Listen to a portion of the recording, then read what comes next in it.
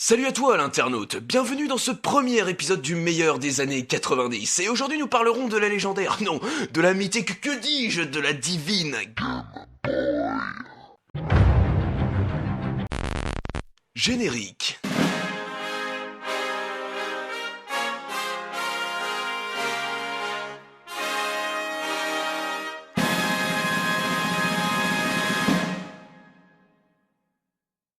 La Game Boy, développée et fabriquée par Nintendo, sera initialement commercialisée au Japon le 21 avril 1989, puis en Amérique du Nord en octobre de la même année, et en Europe le 28 septembre de l'année suivante. Pour ceux du fond, ça fait 28 septembre 1990.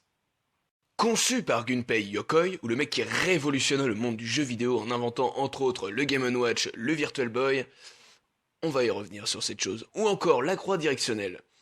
Non mais quand je dis qu'il a révolutionné le monde du jeu vidéo, c'est pas des conneries. Bref, je disais donc que Gunpei Yokoi conçut une console portable dont la puissance était comparable à celle de la NES mais avec un écran monochrome, ceci afin de pouvoir la vendre à bas prix.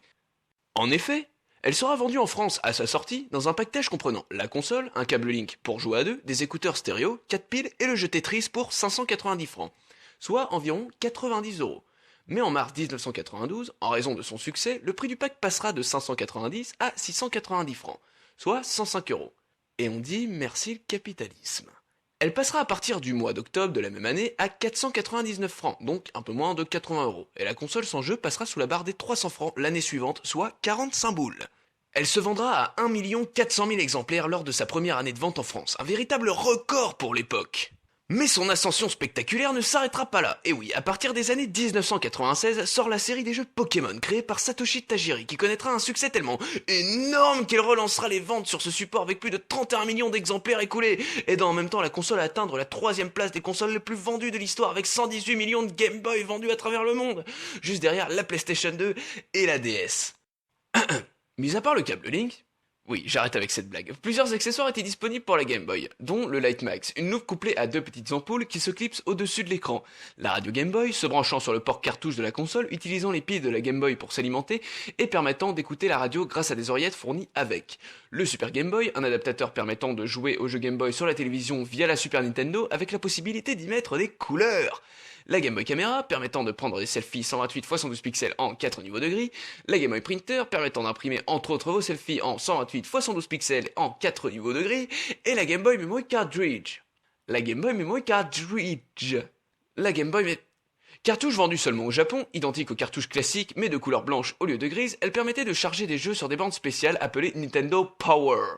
Une même cartouche pouvait donc contenir plusieurs ROM qui pouvaient ensuite être effacés pour les remplacer par d'autres, système que la DS reprit plus tard. A few moments later. En 1995, alors que Nintendo essuie un échec avec le Virtual Boy, une... Stop! Faut vraiment que je fasse une pause là sur ce truc. Donc, parenthèse, ouvrez les guillemets, point à la ligne, tiret. Ouais, je rigole pas, moi, avec mes parenthèses. Le Virtual Boy, ou Papier Oculus pour les intimes, est une console de jeux vidéo créée par Nintendo, sortie en 1995 au Japon et aux États-Unis, se présentant sous la forme d'un casque de réalité virtuelle. Tentant l'innovation avec un affichage stéréoscopique, la console fut finalement un puissant échec commercial. Malgré plusieurs baisses des prix, les ventes ne décolleront pas et la console ne sera jamais commercialisée en Europe. Le projet est alors abandonné par Nintendo en 1996. La Virtual Boy est la console la moins vendue de l'histoire des consoles des jeux vidéo Nintendo, avec moins de 770 000 unités vendues. Et pour cause, cette console collectionne les défauts. En effet, entre le système bipied aussi confortable que des chiottes à la turque, l'envie de gerber au bout de quelques minutes de jeu, et avec un affichage totalement rouge et noir, la réalité virtuelle est aussi présente qu'un vampire classe dans la saga Twilight. Bien, fermons la parenthèse, voulez-vous ? Je disais donc, alors que Nintendo essuie un échec colossal avec Papier Oculus, une version relookée de la Game Boy est en préparation, car la firme voit également chuter ses ventes de Game Boy alors qu'elle n'en avait pas préparé la succession, ayant tout misé sur son Virtual Boy.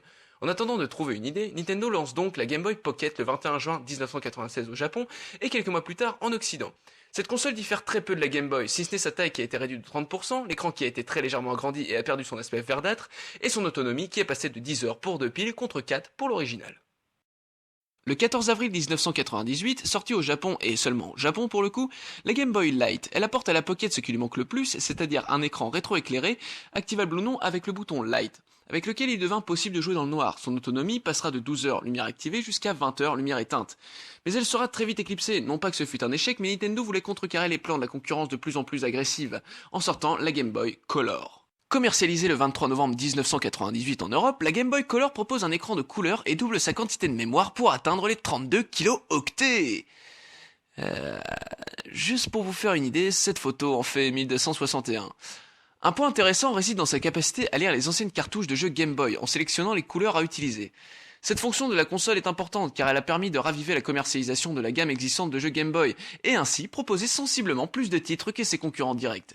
Technologiquement, cette console a été comparée à la NES des années 80. A few moments later. En juin 2001, Nintendo sort une mise à jour de sa console portable, la Game Boy Advance, communément appelée GBA. Elle possède un processeur permettant de supporter les cartouches de jeux de première Game Boy. C'est techniquement une console équivalente à la Super Nintendo. La version SP de la Game Boy Advance, lancée en mars 2003, propose un encombrement réduit, avec notamment la possibilité de la replier en deux, un éclairage intégré et une batterie rechargeable, tout le reste demeurant identique. À la mi-septembre 2005, Nintendo sort une nouvelle version de la Game Boy Advance SP, fournissant un nouvel écran rétroéclairé amélioré. Ce fut la dernière Game Boy à permettre la rétrocompatibilité avec les cartouches de jeux Game Boy et Game Boy Color. Enfin, la Game Boy Micro est une dernière version de la Game Boy Advance. Elle est sortie en septembre 2005 en Amérique du Nord et au Japon, et en novembre de la même année en Europe. La Game Boy Micro a un poids total de 80 grammes, une taille de 10 cm de long sur 5 cm de large et moins de 2 cm d'épaisseur. Comme ma putain de bite! Pardon. À la différence de la Game Boy Advance, cette console portable n'est pas compatible avec les jeux Game Boy et Game Boy Color. Et malheureusement, cette console sera annoncée par Nintendo comme étant la dernière Game Boy. Et la suite, vous la connaissez. Eh bien, merci à toi internaute d'avoir regardé cette vidéo. Tu peux mettre un pouce bleu juste en dessous, c'est gratuit, tu vas voir, c'est cool et hyper ludique, 2 points des majuscules. Tu peux aussi t'abonner en cliquant sur s'abonner, c'est un peu plus à gauche du pouce bleu. Ça aura pour effet de noyer une de ces bêtes de l'enfer sataniste qui est le Furby. Tu peux aussi liker ma page Facebook, le lien est dans la description, et ou me suivre sur Twitter, le lien est aussi dans la description. Allez, on se retrouve plus tard pour une nouvelle vidéo où nous parlerons d'un renard né d'un viol entre Taz et Jim Carrey, mais je te laisse deviner. Bisous!